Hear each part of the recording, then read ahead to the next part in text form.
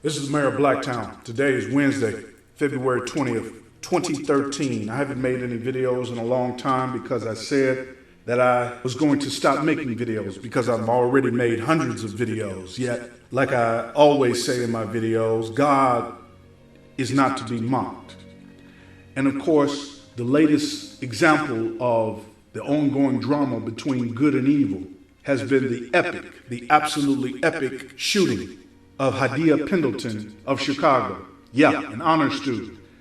And her death is part of a long pattern of violence in Chicago that proves several things.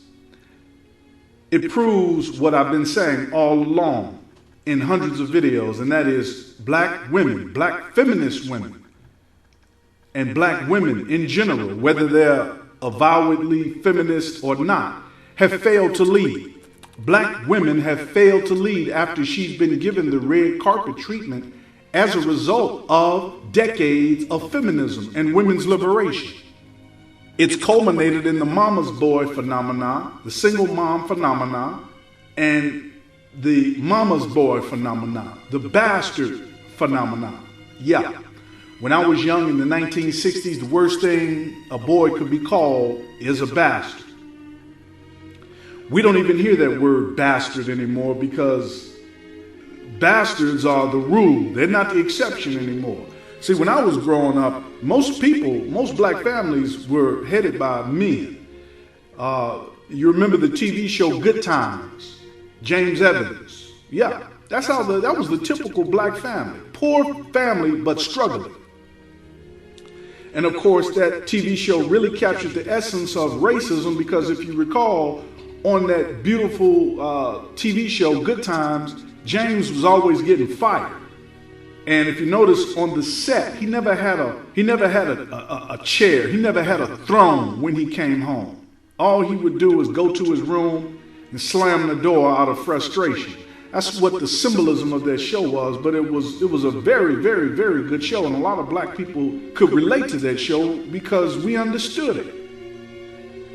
There was a lot of love. There was a lot of humor in that show. Obviously, his wife loved him. She was the beautiful housewife. Yeah, she was a type of housewife. Yeah. Before feminism came along, there was absolutely nothing wrong with a woman being a housewife, being a homemaker, babysitting her own children. Unlike today, where we continue to see these babysitters caught on camera slapping the children they're supposed to be caring for, babysitting for. Yeah. So we are witnessing the breakdown of the not just the black family, but the American family, and of course the ongoing debate that has erupted is guns.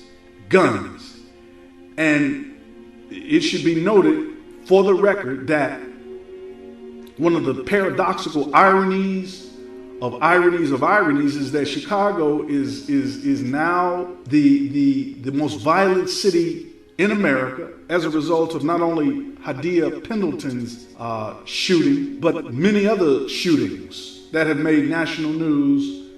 And what this has shown is that Chicago is not only the most violent city in America, but the irony of ironies is that Chicago has the strictest gun laws.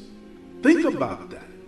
Chicago's the only city that doesn't have the right to bear arms, conceal and carry, yet the criminals are shooting up the city. The criminals, the mama's boys, the bastards are running havoc in the city. And as I understand it, that law is going to be changed very soon. It's in the political process.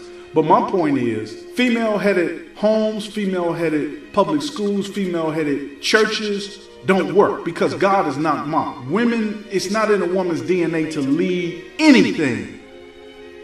And we have 40 years of proof to substantiate my declaration. 40 years of feminism. All hell has broke loose. The school shootings. Everyone's talking about the Newtown school shooting. Yep. and that was committed by a boy who came from a single mom family. It doesn't work. Boys need men to show them and teach them manhood. It's just that simple. And of course, we have this problem with these school shootings being done by boys because boys don't have men to show them anything the way men have shown boys everything since the beginning of time. Yeah. Feminism, female-headed households, women's liberation, it doesn't work. Now, the beauty of what I'm saying is President Obama came to Chicago to talk about Hadiya Pendelton and her death. Yeah. And miraculously, President Obama talked about fatherhood. And he declared in his speech that he wished he had a dad and that he will begin the initiatives, he will set in motion, he's proposing, preparing and planning to get to the bottom of this absence of fatherhood or the importance of fatherhood, to begin and set in motion an emphasis on fatherhood. Yeah, boys need fathers. It's just that simple.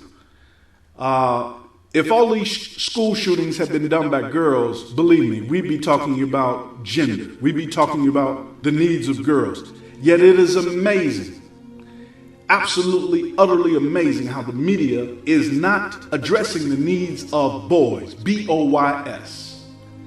And of course, that's because the media is part of the problem. Yep. But nature is going to continue to take this course.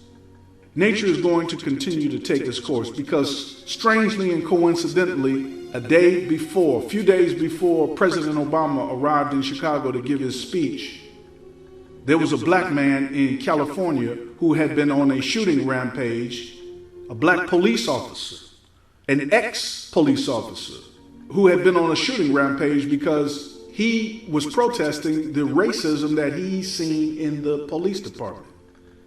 Yeah, strangely.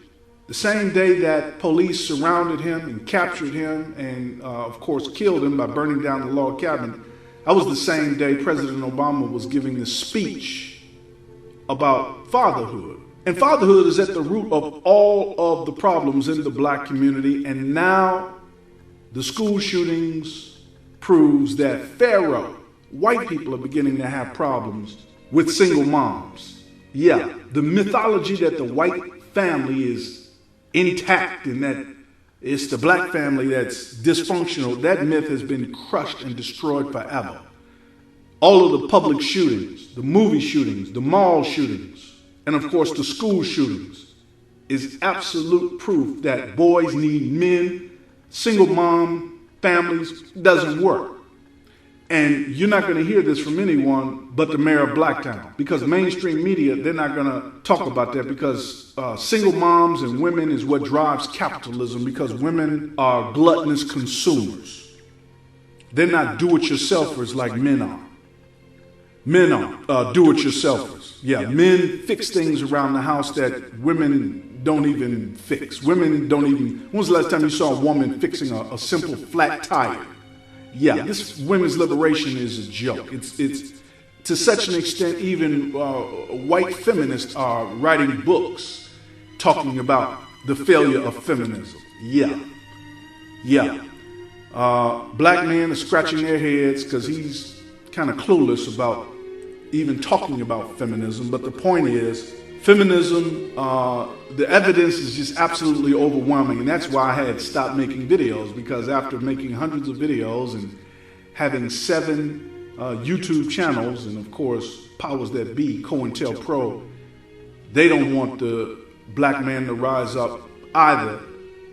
Yet the evidence is now overwhelming, typified, of course, by the ongoing debate right now for gun rights and the record-breaking sales that are occurring, because many people see the rise in violence in America is becoming epic. Yeah. And at the root of it, of course, is the overpopulation by Hispanics who are already declared they're going to take over America and breed themselves into power. So, purpose of this video was to say, yeah, I told you so.